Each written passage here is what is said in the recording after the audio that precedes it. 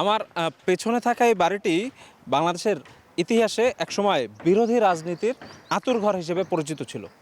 বিশেষ করে 1996 থেকে 2001 আওয়ামী সরকারের শাসনামলে বিরোধী দলের বিএনপি জামায়াত সহ 4 দলীয় যে জোট, সেই জোটের নানা সভা সমাবেশ এবং বিভিন্ন আন্দোলনের পরিকল্পনা কিন্তু এ বাড়িটিতেই বসে নেওয়া হয়েছে। দীর্ঘদিন জরাজীর্ণ অবস্থায় থাকলেও প্রায় 25 বছর পর আবারও প্রাণ চাঞ্চল্য ফিরে পেতে যাচ্ছে এই বাড়িটি। বিরোধী দলীয় নেতার জন্য সরকার নির্ধারিত এই বাড়িটি লাল বাড়ি নামেও পরিচিত।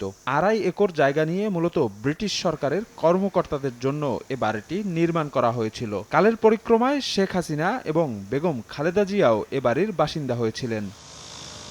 2 যুগেরও বেশি সময় পর নতুন বাসিন্দা হিসেবে সংসদের বিরোধী দলীয় নেতা ও বাংলাদেশ জামায়াত ইসলামের আমির ডাক্তার শফিকুর রহমান এ বাড়িটিতে উঠতে যাচ্ছেন। আগামী ঈদুল ফিতরের দিনে আনুষ্ঠানিকভাবে বাড়িটিতে পদার্পণ করবেন জামায়াত আমির। এজন্য তোড়জোড় করে চলছে সংস্কার কাজ। নির্বাচনের এতদিন পার হলেও বাড়িটি এখনো বাসযোগ্য না করায় সরকারের সমালোচনা করেন জামায়াত নেতারা। এখানে যারা থেকেছেন তারা সরকারকে গাইডলাইন দিয়েছেন, এখান থেকে সরকারের সমালোচনা করেছেন, সরকারকে কিভাবে মানে সঠিক পথে রাখা যায় সেই জন্য তারা পরিকল্পনা করেছেন। আবার এইখানে যারা থেকেছেন এক পর্যায়ে যে তারাই যে পরবর্তীতে সরকার গঠন করেছেন। এই ঈদের দিন আমিরে জামাত এখানে দাওয়াত দিয়েছেন সকাল 11:30 থেকে 12:30। কূটনীতিকরা এখানে মতবিনিময়, তাদের সাথে মতবিনিময় আছে, ঈদ শুভেচ্ছা বিনিময় আছে এবং বিকাল থেকে রাজনৈতিক নেতৃবৃন্দ এবং বিশিষ্ট ব্যক্তিদের সাথে আমিরে জামাতের 3:30 থেকে 4:30 ঈদ শুভেচ্ছা বিনিময় আছে। এতদিন হয়ে গেল, নির্বাচন হয়ে গেল, নির্বাচনের পরপরই সিদ্ধান্ত হয়ে গেছে কে বিরোধী দলীয় নেতা, কে প্রধানমন্ত্রী। তো সেই জায়গায় এই বাসাটি আসলে শুরু থেকে প্রস্তুত করা হয়নি। এর কাজ ধরা হয়েছে মাত্র কয়েকদিন আগে।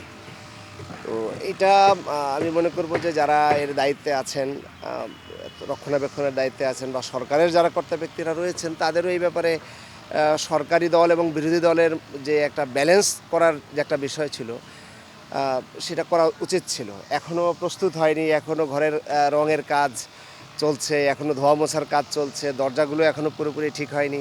নানা প্রজাতির বৃক্ষ, সবুজ লন এবং পুরনো স্থাপত্য শৈলীর দালান মিলে বাড়িসহ পুরো প্রাঙ্গণকে নৈসর্গিক সৌন্দর্যে পরিণত করেছে। বাড়িটির পুরনো কাঠামো অক্ষত রেখেই চলছে যথাসাধ্য আধুনিকায়নের কাজ। জায়গায় জায়গায় লাগানো হচ্ছে রং ও টাইলস।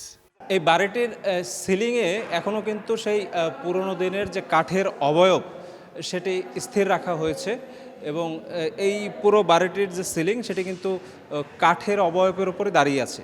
আমরা এখন আছি একদম বাড়িটির মূল যে কেন্দ্রবিন্দু অর্থাৎ বসার ঘর, সেই জায়গাটিতে। বসার ঘরের ডান দিকে এবং বাম দিকে দুই পাশে দুটি আলাদা কক্ষ আছে। মূলত এই দুটি কক্ষ বিভিন্ন সভা কিংবা ছোট ছোট মিটিং যেগুলো আছে সেগুলো কিন্তু এই বাড়িতে এই বসার ঘরের দুই পাশের যে রুমগুলো সেখানে করা যাবে।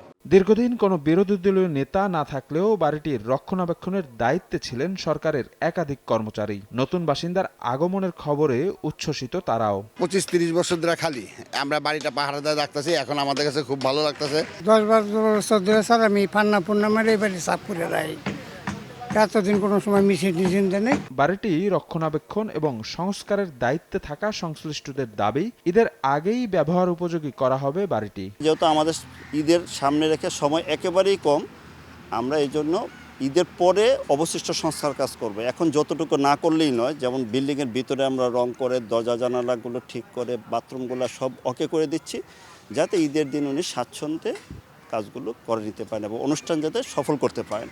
জামায়াতের পক্ষ থেকে বলা হয়েছে, বিরোধী দলীয় নেতার জন্য বরাদ্দকৃত বাড়িটিতে থাকতে সরকারি কোষাগারে প্রতি মাসেই নির্দিষ্ট হারে ভাড়া দিতে হবে ডাক্তার শফিকুর রহমানকে। ব্রিটিশ আমলে নির্মিত এই দ্বিতল ভবনটির যে সিঁড়িটি, একমাত্র সিঁড়ি, সেই সিঁড়িটি কিন্তু পুরনো কাঠামোতেই রয়েছে। অর্থাৎ সেই পুরনো সময়ে যে কাঠ দিয়ে তৈরি হয়েছিল সিঁড়িটি, সেটি কিন্তু এখনও রাখা হয়েছে এবং এই দ্বিতল ভবনের নিচে এবং উপরে অর্থাৎ 2 তলাতেই 3টি করে মোট 6টি কক্ষ আমরা দেখতে পেয়েছি। এছাড়া আমার এই ডান পাশেই 2 তলার পিছনের দিকে একটি বারান্দা রয়েছে। সেই বারান্দায় বসে পিছনের যে নৈসর্গিক উপাদান রয়েছে প্রকৃতির, সেটি কিন্তু উপভোগ করার মতোই। মূলত এই রাজধানীর বুকে মিন্টু রোডের এই ছোট্ট বাসাটি প্রকৃতির মাঝে সত্যিকার অর্থে একটি নৈসর্গিক উপাদান হিসেবে বিরাজ করছে। শফিক মুন্সি, সময় সংবাদ, ঢাকা।